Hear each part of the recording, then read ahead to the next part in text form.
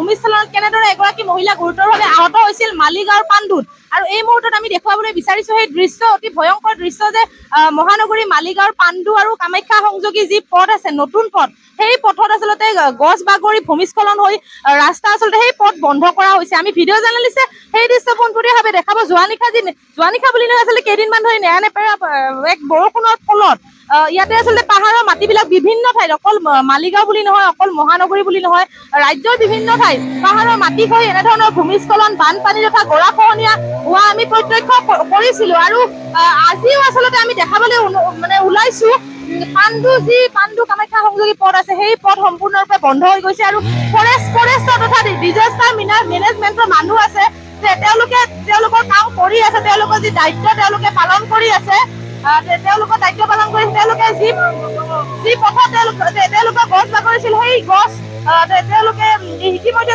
গুচোৱাৰ কাৰণে সেই ব্যৱস্থা তেওঁলোকে, আমি ফৰেষ্টৰ মানুহ আছে, আমি ফৰেষ্টৰ মানুহৰ কিছু কথা জানিবলৈ হয়। কেতিয়া হৈছিলে এইটো নেৰানেপেৰা বৰষুণৰ ফলত, মানে আজি 4 দিন ধৰি নেৰানেপেৰা বৰষুণৰ ফলত এই শিলবোৰ খহি আহিছে, মাটিয়ে গছে খহি আহি এই হেৰিবিলাক ৰাস্তাতে বাগৰি পৰিছে। 3 দিন বৰষুণ দিয়াৰ ফলত এই গাছবোৰ কেতিয়া বাগৰিছে আমি গম নাপাওঁ। আমাক মানে পুলিচৰ হেৰিখিনি খবৰ দিয়াৰ কাৰণে আমি আহি কেনে এই গছবোৰ কাটি আছো। আমি ফায়াৰ এণ্ড ইমাৰ্জেঞ্চি ছাৰ্ভিচৰ হয়, আৰু এইটো কেতিয়া হৈছে আমি গম নাপাওঁ।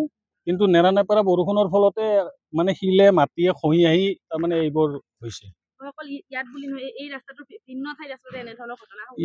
ইয়াতে হৈ আছে, কামাখ্যাত হৈ আছে, কামাখ্যাতো শিল বাগৰি আছে, গাছ বাগৰি আছে। তাৰপিছত আমি তলত কাটি আহিলো গাছ, মানে বিভিন্ন জাগাত তেনেকুৱা পৰিস্থিতিৰ সৃষ্টি হৈ আছে। তেওঁ ইতিমধ্যে জনাইছে, তেওঁ ফায়াৰ এণ্ড ইমাৰ্জেঞ্চি ডিপাৰ্টমেণ্টত তেওঁ আচলতে কৰে আৰু তেওঁলোকৰ দায়িত্ব সুকলমে পালন কৰি আছে। ভিডিঅ' জাৰ্নেলিষ্টে সেই দৃশ্য দেখাব। তেওঁ আচলতে ৰাস্তাত পথত আচলতে পাণ্ডু কামাখ্যা সংযোগী যিটো পথ আছে, পথটো সম্পূৰ্ণৰূপে বন্ধ হৈ পৰিছিল গছ বাগৰাৰ ফলত। সেই দৃশ্য ভিডিঅ' জাৰ্নেলিষ্টে ইতিমধ্যে দেখাইছে। আৰু ব্ৰহ্মপুত্ৰ পাৰতে আচলতে সেই পথটি অৱস্থিত, কামাখ্যালৈ যোৱা দ্বিতীয়টো পথ বুলি ক'লেও আচলতে ভুল নহ'ব। আৰু সেই পথটো সম্পূৰ্ণৰূপে বন্ধ হৈ পৰিছে। ভিডিঅ' জাৰ্নেলিষ্টক পুনৰ এবাৰ মই অনুৰোধ জনাম সেই দৃশ্য দেখাবলৈ। পথটি যেন এক পাহাৰ সদৃশ অৱস্থাৰ সৃষ্টি হৈছে, গছ বাগৰি, পাহাৰৰ মাটি বাগৰি।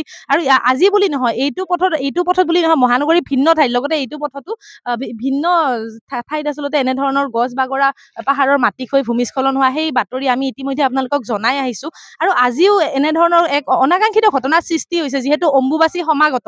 আৰু অম্বুবাচীৰ প্ৰাকখনত এনেধৰণৰ ঘটনা আচলতে খুবেই এক অনাকাংক্ষিত ঘটনা। আমি যদি স্থানীয় ৰাইজৰ কিছু মন্তব্য ল'বলৈ যত্ন কৰো, মই ভিডিঅ' জাৰ্নেলিষ্টক অনুৰোধ জনাম তেওঁ সমান্তৰালভাৱে সেই দৃশ্য নিউজ 18 অসম নৰ্থ ইষ্টৰ প্ৰতিগৰাকী দৰ্শকক দেখাব।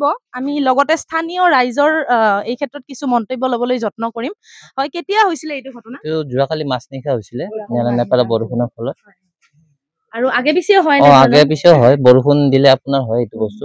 যিহেতু কামাখ্যা সংযোগী এইটো আন এটা পথ, আপোনালোকৰ যথেষ্ট অসুবিধা হয়। অহা যোৱা কৰাত বহুত আপুনি অসুবিধাৰ সন্মুখীন হ'ব লগা হৈছিলে। আৰু এইটো আপোনাৰ হৈয়ে থাকে, যোৱাবাৰো হৈছিলে বৰষুণৰ ফলত। কিমান নম্বৰ ৱাৰ্ড পৰে এইখিনি? এইটো 7 নম্বৰ ৱাৰ্ড পৰে চাগে। পাৰিষদ বা কাউন্সিলৰে কিবা এনেকুৱা খবৰ লৈছে নে, চাব আহিছে নে এই বিষয়বিলাক? নাই, এতিয়ালৈকে অহা নাই। হয়, তেওঁ ইতিমধ্যে জনাইছে যে 7 নম্বৰ ৱাৰ্ড পৰে, মহানগৰী জিএমচিৰ 7 নম্বৰ ৱাৰ্ড পৰে। আৰু 7 নম্বৰ ৱাৰ্ডতে পাণ্ডু কামাখ্যা সংযোগী দ্বিতীয়টো পথত এনেধৰণৰ অনাকাংক্ষিত পৰিৱেশৰ সৃষ্টি হয়।